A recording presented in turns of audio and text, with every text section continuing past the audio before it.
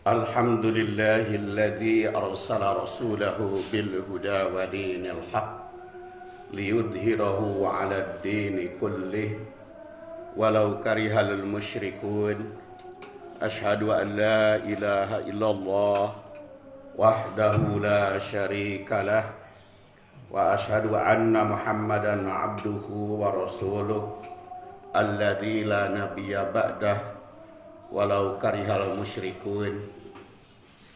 Allahumma fasalli ala Muhammadin nabiyil karim wa ala alihi wa sahbihi wa man tabi'ahu ila yaumi yub'asun. Amma ba'du faya ibadallah usikum bitaqwallah faqad fazal muttaqun. Qala ta'ala fil Qur'anil Karim a'udzu billahi minasy syaithanir rajim ya ayyuhalladzina amanu taqullaha haqqa tuqatih wa la tamutunna illa wa antum muslimun. Sidang Jumat rahimakumullah, setiap mukmin termasuk kita selalu ingin dicintai oleh Allah Subhanahu wa Ta'ala. Persoalannya, apa tanda-tanda mukmin yang dicintai Allah? Rasul di dalam berbagai hadis menyebut kriteria mukmin yang dicintai oleh Allah. Kadang-kadang beliau menyebut ahabun nas ilallah anfa'uhum linnas. Sebaik-baik manusia yang paling dicintai oleh Allah adalah yang bermanfaat bagi umat manusia. Tapi yang saya ingin kaji di sini adalah hadis diriwayatkan oleh Muslim yang lahir 206 wafat 261. Siapa mukmin yang paling dicintai oleh Allah dan siapa mukmin yang termasuk mukmin terbaik? Diriwayatkan dari Abu Hurairah, Rasul bersabda, al-mu'minul qawi khairun wa ahabbu ilallah minal mu'minid dha'if. Mukmin yang kuat atau orang mukmin yang memiliki kekuatan itu khairun, lebih baik, wa ahabbu ilallah, dan paling dicintai Allah, minal mu'minid dhaif, dibanding dengan mukmin yang lemah, mukmin yang tertindas, mukmin yang tidak memiliki kekuatan, atau mukmin yang tewalakaya. Mukmin yang kuat itu khairun wa ahabbu ilallah minal mu'minid dhaif, dibanding dengan mukmin yang lemah. Wa fi kullin khairun, memang di dalam segala keadaan mukmin itu baik memiliki kekuatan maupun dalam keadaan tertindas atau tidak memiliki kekuatan. Kullin, semuanya itu khairun, ada kebaikan bagi mukmin itu, baik yang kuat maupun yang lemah, itu tetap mendapatkan kebaikan. Tetapi yang ditandaskan di sini yang paling dicintai oleh Allah dan paling baik, paling tinggi derajatnya. Makanya fi kullin khairun, dalam segala keadaan, situasi dan kondisi tetap meraih kebaikan. Oleh karena itu, akhris ala ma yanfa'uka, Rasul bersabda, maka bersungguh-sungguhlah, berusaha secara keras, berbuat, berucap, bersikap apa yang memberikan manfaat kepadamu. Jadi kita harus pandai mengambil manfaat di dalam situasi dan kondisi, baik dalam memiliki kekuatan maupun dalam keadaan tertindas maupun berada dalam kelemahan. Kita harus berusaha akhris ala ma yanfa'uka, sungguh-sungguh memanfaatkan dan menggunakan apa yang memberi manfaat kepadamu. Wasta'in billah, dan minta tolonglah kepada Allah Subhanahu wa taala. Wala ta'jaz, jangan lemah. Wa in asobaka, dan jika menimpa kepadamu sayun, sesuatu yang tidak menyenangkan, fala taqul, jangan kau ucapkan lau anni, andaikan aku.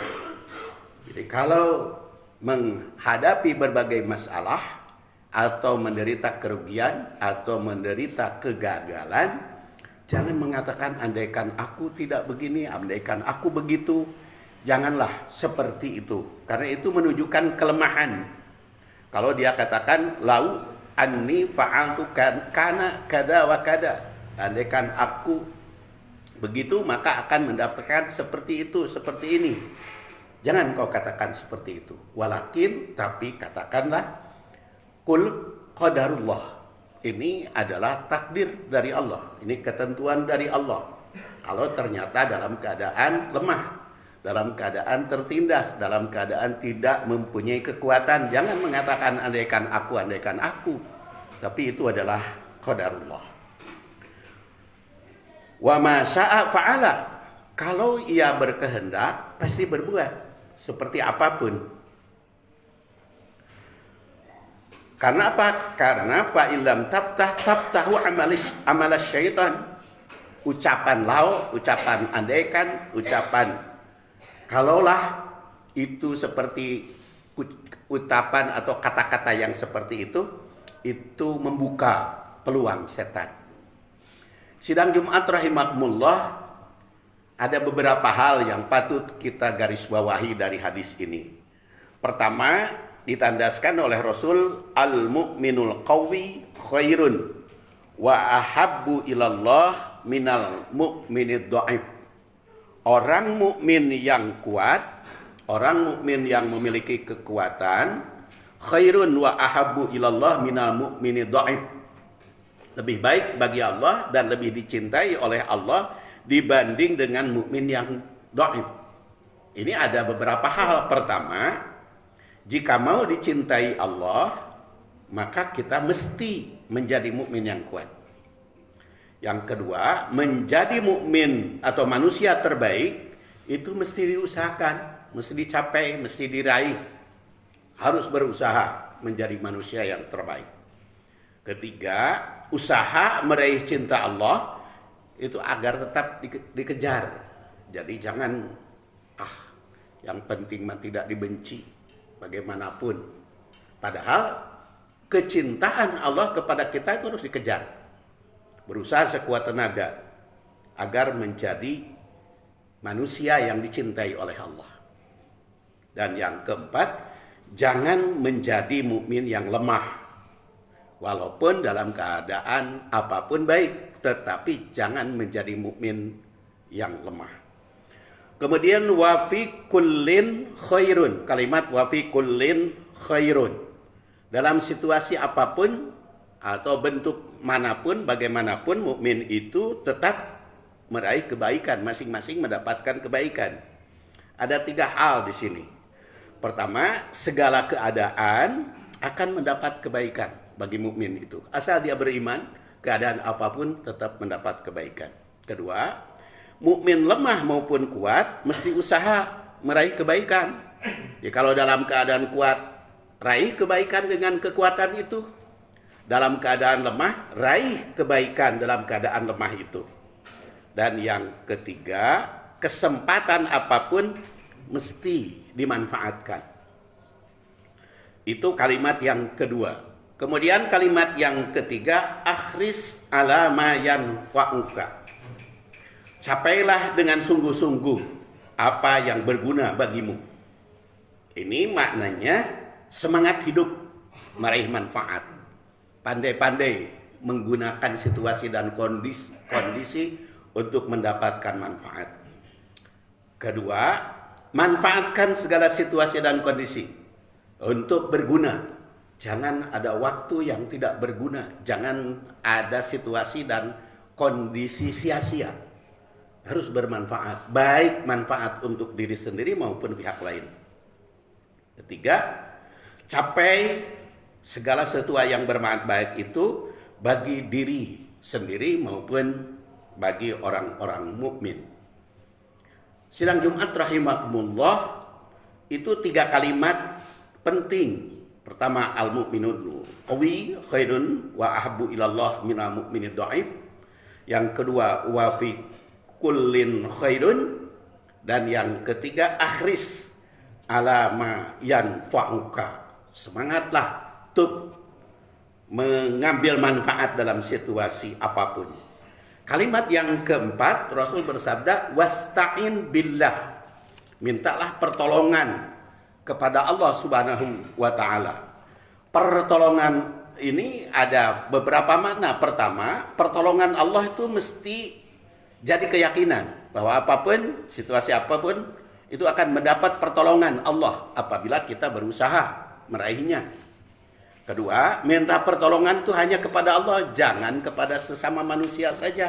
Karena kalau kita minta pertolongan kepada sesama manusia menunjukkan kelemahan.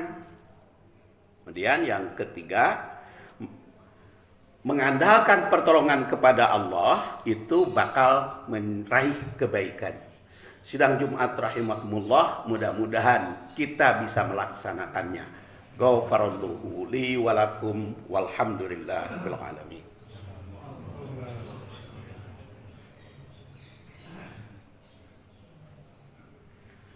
Alhamdulillahi wa kafa wassalatu wassalamu ala nabiyil mustafa wa ala ahli sidqi wal wafa. Asyhadu an la ilaha illallah wahdahu la syarikalah wa asyhadu anna Muhammadan abduhu wa rasuluh alladzi la nabiyya ba'dah. Amma ba'du fa ya ibadallah, usikum bi taqwallah fa inna jannatahu iddat liman ittaqah. Qala ta'ala fil Qur'anil Karim, a'udzu billahi minasy syaithanir rajim, ya ayyuhalladzina amanu taqullaha haqqa tuqatih wa la tamutunna illa wa antum muslimun. Sidang Jumat rahimakumullah, kalimat yang kelima. Sekarang kelanjutan dari khutbah yang pertama. Rasul bersabda, wala ta'jaz. Dan janganlah kamu menjadi orang lemah. Berarti jangan menjadi manusia lemah, kita harus menjadi kuat. Kedua, kekuatan itu mesti diprogram. Jadi kalau kita dalam keadaan lemah, kita memprogramkan harus menjadi manusia yang kuat. Kemudian berusaha menjalin kekuatan, baik secara pribadi, keluarga maupun bermasyarakat. Kalimat yang keenam, wa in asabaka syai'un fala taqul lau anni fa'altu kana kada wa kada. Apabila kamu tertimpa sesuatu kemalangan, janganlah kamu mengatakan seandainya tadi saya berbuat seperti itu, seperti ini. Ini mempunyai makna. Pertama, musibat itu bisa saja terjadi kapanpun, dimanapun, dan siapapun. Maka kita harus siap menghadapi musibat. Dan jangan mengeluh. Jangan mengeluh atas musibat itu. Kemudian yang ketiga, jangan disesali kalau ada kegagalan. Kemudian yang keempat, perkataan andaikan itu jangan sering digunakan. Dan yang kelima, usahakan sebaik mungkin, bukan andaikan. Tapi apa yang harus kita perbuat di masa yang akan datang. Kalimat yang ketujuh, walakin kul qadarullah. Katakan itu adalah qadarullah. Yakin akan takdir Allah apabila sudah terjadi. Kedua, jangan mengandalkan takdir, jangan yakin kita atas takdir, tapi jangan mengandalkan takdir. Kumaha saja takdirnya, jangan begitu. Jangan diandalkan takdir itu. Tapi kalau sudah terjadi, itu takdir Allah. Tapi kalau belum terjadi, kita usaha meraih takdir yang baik. Jadi takdir itu harus kita katakan di akhir usaha. Kemudian wa masya'a fa'ala. Allah kalau berkehendaki pasti bisa berbuat. Oleh karena itu usaha sebaik mungkin, tapi ketentuan Allah pasti diterima. Kemudian manusia hanya berencana, Allah yang menakdirkan. Dan ketiga, berusahalah sebaik mungkin, berdoa agar takdir meraih kebaikan. Fa illam taftah amal syaitan, karena kalau andaikan itu mengundang amal syaitan. Artinya banyak andaikan itu mengundang setan.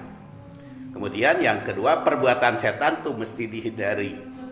Kemudian tutuplah peluang bagi setan untuk menggoda kita agar kita selamat baik di dunia kini maupun di akhirat kelak. Allahumma salli wa sallim wa barik ala Muhammadin wa ala alihi wa sahbihi ajma'in. Allahumma inna nas'aluka imanan kamila wa ilman nafi'a wa rizqan halalan tayyiban wasi'an bighairi hisab. Rabbana hab lana min azwajina wa dhurriyyatina qurrata a'yun waj'alna lil muttaqina imama. Rabbana atina fid dunya hasanah wa fil akhirati hasanah wa qina adzabannar. Subhana rabbika rabbil izzati amma yasifun wa salamun alal mursalin walhamdulillahil alamin. Aqimissalah.